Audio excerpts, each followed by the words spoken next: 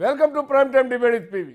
నిన్న లోక్సభలో ఆమోదం పొందినటువంటి వక్ఫ్ బోర్డు బిల్లు సవరణ ఇవాళ రాజ్యసభలో కొద్దిసేపటి క్రితం దాన్ని కూడా ఆమోదించడం జరిగింది. సుదీర్ఘ చర్చ తర్వాత ఇది ముస్లింలపై దాడి అని ఎంఐఎం, అదేవిధంగా ఇది రాజ్యాంగ విరుద్ధమని కాంగ్రెస్ అంటుంటే ఇది పేద ముస్లింల కోసం తెచ్చిన చట్ట సవరణ అంటూ బీజేపీ అంటుంది. మొత్తానికి నిన్న సుదీర్ఘంగా ప్రతి దానికి సవరణ కోరి చర్చ జరిపి చివరికి సుదీర్ఘంగా చర్చ తర్వాత అటు లోక్సభ ఆమోదిస్తే ఇవాళ రాజ్యసభ కూడా సుదీర్ఘంగా దీని మంచి చెడుల గురించి చర్చించింది.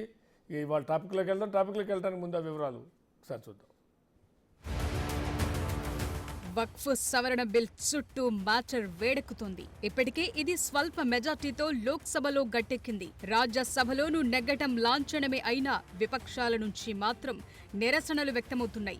ఈ బిల్పై బుధవారం లోక్సభలో 14 గంటలకు పైగా చర్చ జరిగింది. విపక్షాల ఆరోపణలు, అధికార పక్షం కౌంటర్లతో సభ వాడి వేడిగా సాగింది. రాజ్యసభలోనూ సేమ్ సీన్. లోక్సభలో ఓటింగ్ ప్రక్రియ నిర్వహించగా బిల్కు అనుకూలంగా 288 మంది, వ్యతిరేకంగా 232 మంది సభ్యులు ఓటు వేశారు. 56 ఓట్ల తేడాతో ప్రతిపక్షాల అభ్యంతరాలు వేగిపోయాయి. బిల్ను రాజ్యాంగ మౌలిక స్వరూపంపైనే దాడిగా సోనియా గాంధీ చెప్పారు. బుల్డోజర్తో బిల్లు తోసేశారన్నారు.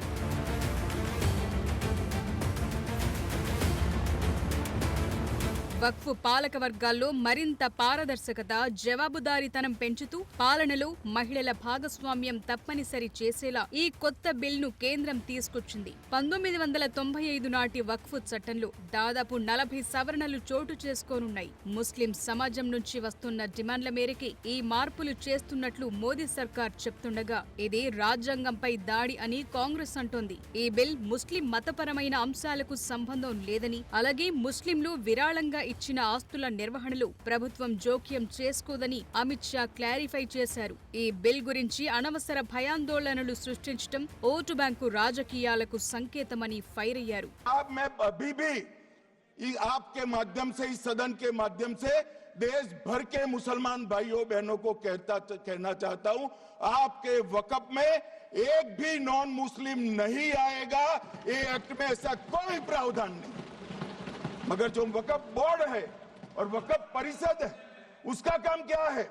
वक़्फ़ की संपत्तियां मान्यवर बेच खाने वाले लोगों को पकड़कर इसके बाहर निकालने का. वक़्फ़ के नाम पर औने पौने दाम में संपत्तियों को 100 साल तक किराए पे देने वाले लोगों को पकड़ना है. ఈ బిల్ను గతేడాది ఆగస్టులోనే కేంద్రం లోక్సభలో ప్రవేశపెట్టింది. అప్పుడు దీనిపై విపక్షాల నుంచి పెద్ద ఎత్తున వ్యతిరేకత రావడంతో జేపీసీకి పంపారు. బిల్ను అంగీకరించబోనంటూ హైదరాబాద్ ఎంపీ అసదుద్దీన్ ఓవైసీ సభలోనే బిల్ ప్రతిని చించేశారు. వక్ఫ్ సవరణ బిల్పై లోక్సభలో జరిగిన చర్చకు, ఓటింగ్కు విపక్ష నేత రాహుల్ గాంధీ, ప్రియాంక గాంధీ దూరంగా ఉన్నారు. సో పారదర్శకత పెంచుతుందని ప్రభుత్వం, హక్కుల్ని లాగేసుకుంటోందని విపక్షాల విమర్శలు, ప్రతి విమర్శల మధ్య వార్ వేడెక్కింది.